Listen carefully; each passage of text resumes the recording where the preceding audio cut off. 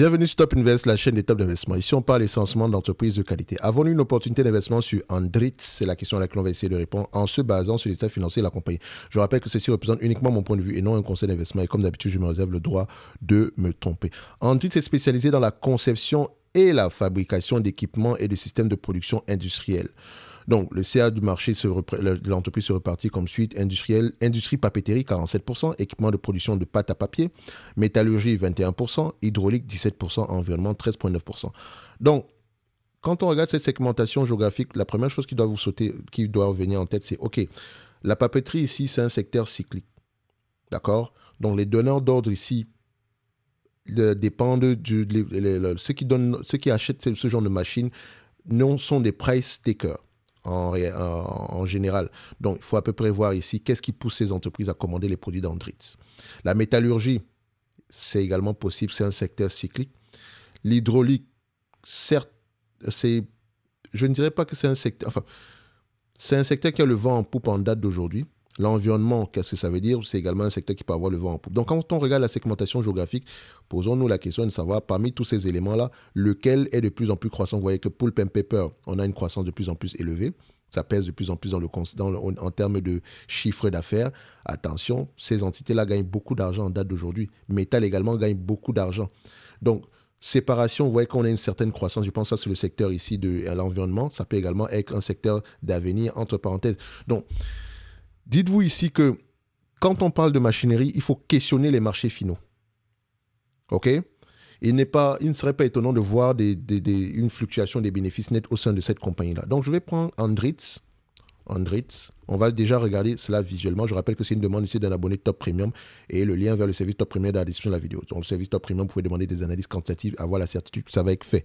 Vous recevez également des notes d'analyse sur les entreprises qui, moi, m'intéressent. Donc, je lis, j'écoute les conférences call et je vous donne à peu près un avis sur cette compagnie-là, ainsi que je continue à faire le suivi des entreprises précédemment mentionnées. Tant que la thèse d'investissement de départ reste d'actualité, je pourrai également répondre aux questions que vous aurez à vous poser sur ces différentes entités-là, au-delà des chiffres. OK. Donc, vous avez également accès à la watchlist et avec les price targets, les différents price targets ici. OK. Alors, pour d'autres éléments également, je vais vous laisser aller voir ça ici. Alors, pour Andritz, vous remarquez que le bénéfice net a tendance à fluctuer. Ça, c'est normal, c'est clairement cyclique. Mais elle gagne de l'argent, qu'importe les cycles. Et ces chiffres-là, le cash est de plus en plus stable et de plus en plus croissant. OK. En termes de free cash flow, c'est un peu plus... c'est pas très beau à voir, et ça c'est complètement normal parce que c'est de la machinerie. Il y a de fortes chances qu'on ne vende pas cash ce genre qu'on vende généralement à crédit ce genre de produits là. Donc ici je constate déjà que 1, je vais normaliser les résultats, et 2, je ne vais pas avoir tendance à payer des multiples élevés ici. OK, je ne paye pas plus de 15 fois les bénéfices, et encore avec des bénéfices normalisés. Ça veut dire quoi? Moi, en fait, sur cette compagnie, je ne vais pas essayer d'acheter, je veux un prix. Quel est le maximum que je pourrais payer pour cette compagnie en date d'aujourd'hui? Tout en sachant qu'on pourra avoir des bénéfices de plus en plus élevés, etc. Alors, pour ça, je vais faire simple.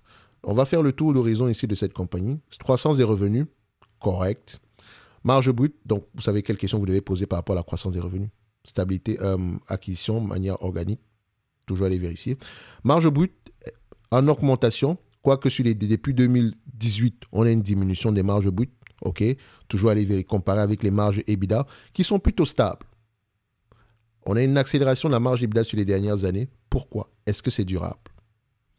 Et quand on compare les marges EBITDA, on doit les comparer également avec les free cash flow. Quand on prend les free cash flow et les net income, excusez-moi, on doit comparer les net income avec les free cash flow. Et vous remarquez que les free cash flow sont moins stables que les net income. Excusez-moi. Mais ce que j'aime souvent faire, c'est mettre ça en cumulé. En termes de net income, combien est-ce qu'on a cumulé? Quel est le montant cumulé sur les dernières années? Et en termes de free cash flow, quel est le montant cumulé? Sur les 20 dernières années, net income, c'est 4 100 000, free cash flow, c'est 4 900 000. Sur les 10 dernières années, net income 2 800 000, free cash flow 2 800 000. 5 dernières années, net income 1 500 000, free cash flow 2 200 000. 3 dernières années, net income 1 200 000, free cash flow 1 200 000. Donc, c'est un business qui a tendance à avoir des free cash flow équivalents au net income. Parfois, ça peut être moins élevé, mais à la longue, on récupère notre argent. Donc, ça peut vouloir dire ici qu'on a tendance à vendre nos produits à crédit à des personnes solvables.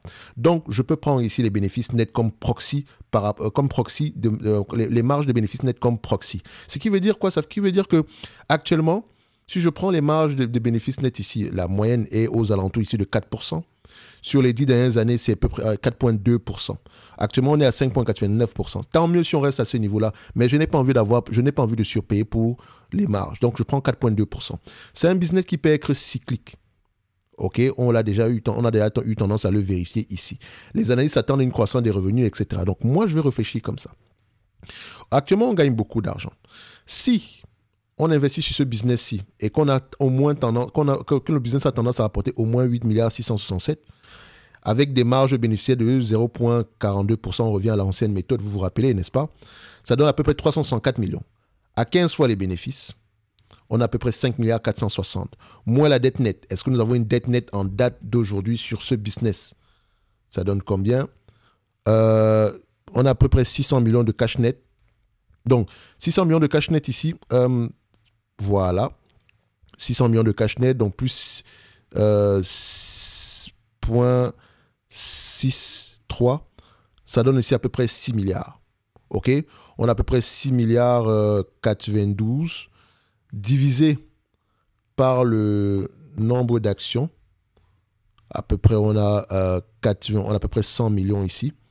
Donc, divisé par 100 millions ici pour le nombre d'actions, ça donne à peu près un prix aux alentours de 60 euros. Donc, je ne paierai pas plus que 60 euros pour ce business-ci. Ce qui revient également à dire ceci. Si on a à peu près du 364 millions ici, par rapport à la capitalisation boursière ici à 4 milliards 900, OK, ça donne un rendement sur coût de 7,42%. Notre 7,42% ici, ça représente aux alentours ici de... Voilà. Par rapport aux dividendes qu'on paie en date d'aujourd'hui, on constate que l'entreprise a les moyens de payer ces dividendes-là. Je constate également ici qu'il n'y a pas de dette, donc elle a la capacité de souffrir. C'est une entreprise très bien gérée, qui est peut-être dans un secteur d'activité pas très sexy, mais si vous l'achetez en date d'aujourd'hui, vous ne surpayez réellement pas. Et pour moi, c'est surtout par rapport aux dividendes actuels.